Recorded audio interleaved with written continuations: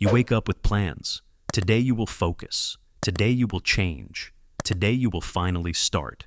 But by evening, nothing has changed. You scrolled again. You delayed again. You avoided again. And slowly, quietly, you started to believe something painful. Maybe I'm just lazy. But what if that's not the truth? What if you're not lazy at all, but psychologically trapped, not by weakness, but by invisible patterns inside your own mind?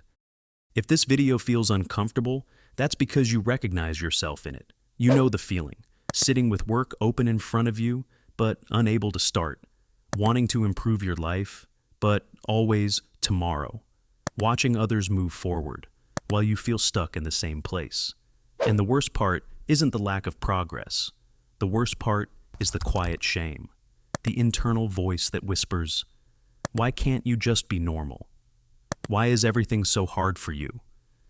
That voice slowly destroys self-trust. And once self-trust disappears, everything feels heavier. The problem is not laziness, but here is the truth. Human behavior is never random. Every repeated behavior has a function. If you avoid work, there is a reason. If you procrastinate, there is a reason. If you escape into distractions, there is a reason. And the reason is not weakness. The reason is protection. Your mind is trying to protect you. How the trap actually works. Your brain evolved for survival, not for fulfillment. Its goal is simple. Avoid discomfort, avoid risk, avoid uncertainty. Growth feels uncertain, effort feels risky, failure feels threatening. So your mind creates a defense system. It doesn't say, "I am afraid." It says, "I'm not ready." It doesn't say, "This threatens my identity." It says, "I'll start next week." It doesn't say, "This is uncomfortable." It says, "I need more motivation." These are not logical thoughts. They are psychological shields. Why motivation never works? Motivation is emotional, but your avoidance is neurological. You try to push yourself forward with energy, while your nervous system pulls you back for safety. Motivation fights the system, but the system always wins. That's why you feel powerful one day and exhausted the next.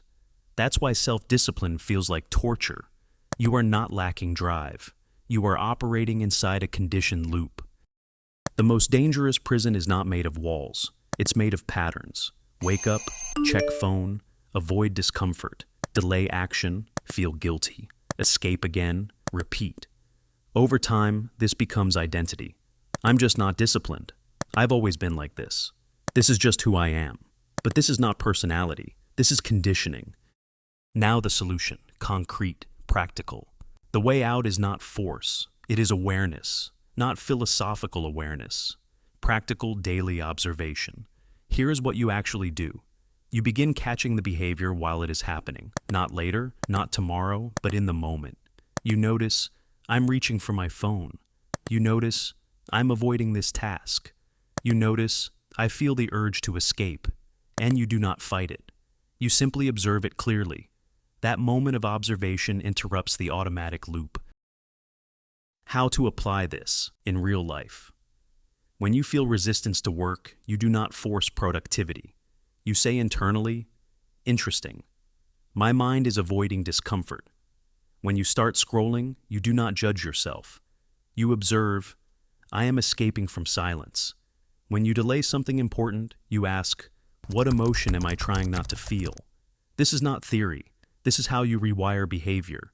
Awareness creates a gap, and inside that gap, you finally gain choice.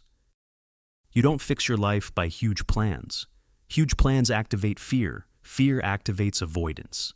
Instead, you reduce everything to the smallest honest action. Not, "I will work for 2 hours," but "I will open the document." Not, "I will become disciplined," but "I will sit with this discomfort for 30 seconds. The mind does not resist small actions, and small actions rebuild identity. Over time, something shifts. You stop being someone who tries and start becoming someone who notices. You stop being controlled by impulses and start observing them. You stop living reactively and start living consciously. That is real discipline, not force, but clarity. You are not broken. You are not lazy. You are conditioned.